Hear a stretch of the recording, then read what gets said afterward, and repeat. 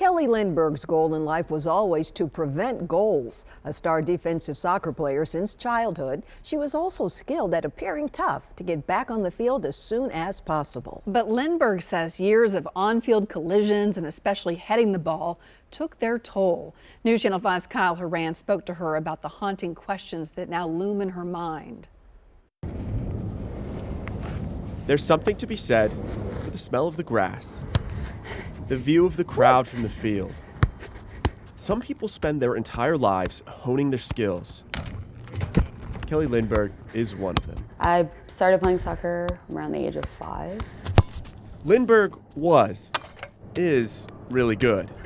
She played soccer from childhood to college, racking up state championships from her home city of Mandeville, the North Shore of New Orleans, playing for LSU and eventually the College of Charleston. As a defensive midfielder, her list of accomplishments is long. I don't feel well right now. But despite her love of the sport, soccer's legacy on her life had nightmarish consequences. I'm about to start.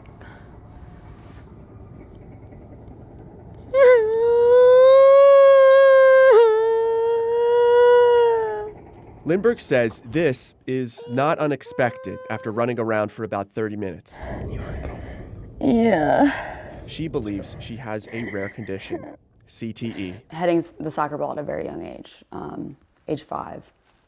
And I played year-round from the age of 8 until 19. At Lindberg's home in Antioch, she describes her life as an athlete, with close comfort from her husband, Andrew. Always lied and said I wasn't concussed and I didn't have any symptoms because I wanted to play. I loved soccer. I just wanted to play all the time. One good throw there. Bawaza there with the goal. She says she would play through anything. This one in overtime. She wanted to win. She wanted to be on the field. And something like getting knocked out, well, that wasn't going to stop her. My motto was literally, if I'm not unconscious or vomiting, then I'm good to go. Lindberg says she didn't think anything of it. And really, she was fine until after her freshman year in college. Training schedule, soccer, tricks by yourself, juggling, practice with boys, extra. This is a diary she kept that shows a change. I mean, that was like my daily life before. And December 26, 2010, after I pushed through like years of concussions, what is the point of living? Kelly is just 30 years old. Oh, I don't want to cry. They're just... But by her early 20s, she knew something wasn't right. I'm losing myself over time. Depression, mood swings, sometimes outbursts of extreme anger. Andrew told us they don't keep sharp knives in the house for fear of what may happen. Oh, about him. Well, we actually have both been impacted by head trauma. So as romantic as it is, we met through a concussion forum. He was experiencing some long-term effects from a concussion gained through a longboarding accident. He got better, but Kelly hasn't. I'm ashamed to say this, but I didn't even believe in mental illness. You know, I thought depression was like circumstantial and, you know, people making excuses, blah, blah, blah. Because I had never suffered from anything. I had a perfectly functioning brain. I've punched myself in the head repeatedly because I wanted the madness to stop. I've slammed my head through windows. I've attempted suicide twice. She blames the constant small head impacts. Years of deflecting soccer balls from across the field, over and over. Possibly the worst part about it all is that Kelly will never know for sure if she has CTE. It's a condition only diagnosed post-mortem, and the study of concussions is still in its infancy. I've been predominantly in the concussion field for the past 12 years. Dr. Douglas Terry is a neuropsychologist, co-director of the Vanderbilt Sports Concussion Center. Soccer has been less of a focus than some of the other more traditional contact and collision-based sports. I mean, I think anything is possible. We're really just starting to understand the science of what repetitive head impacts can lead to.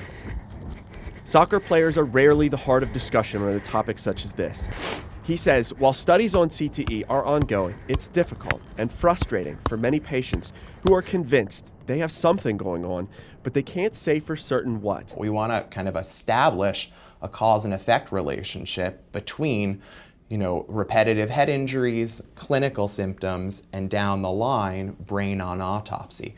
And those connections have just not fully been vetted by the scientific community yet. Kelly is donating her brain for research upon her death. She says she's happy to be part of advancing the science. She wishes a brain scan existed and understands some people may be skeptical about her story. Through it all, Kelly still loves the sport, though her future is unknown. What's your hope for your life 10 years from now? That I'm alive, that I do not succumb to suicide, and that the symptoms I experience now have not progressed. Her new mission in life is to spread awareness about her situation so maybe someone else won't feel the same pain. With photojournalist Nathan Sharkey, I'm Kyle Horan, News Channel 5.